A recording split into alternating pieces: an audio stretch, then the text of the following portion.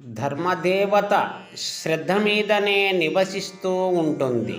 కావున శ్రద్ధతో చేసిన పనికి మాత్రమే ఫలం ఉంటుంది.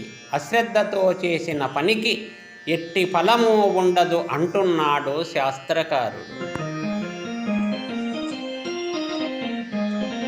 శ్రద్ధయా సాధ్యతే ధర్మో దత్తం వార్యపి చాక్షయం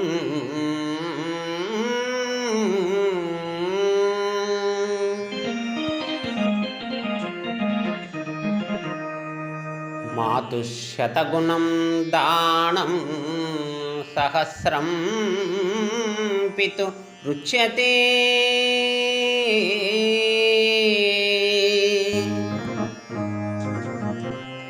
అనంతం దుహితుర్ధానం సోదర్యే దత్తమక్షయం.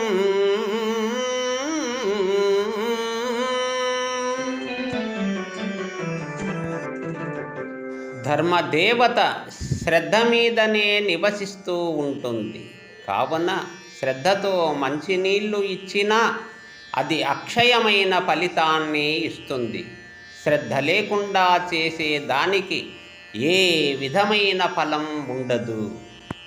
మరియు తల్లికి ప్రేమతో ఇచ్చిన దానికి 100 రెట్లు ఫలము, తండ్రికిచ్చిన దానికి 1000 రెట్లు ఫలం ఉండును. అట్లే పుత్రికలకు ఇచ్చినందుకు అనంత ఫలం, అక్కా చెల్లెళ్ళకు ఇచ్చినందుకు అక్షయ ఫలం ఉంటుంది అంటున్నాడు శాస్త్రకారుడు.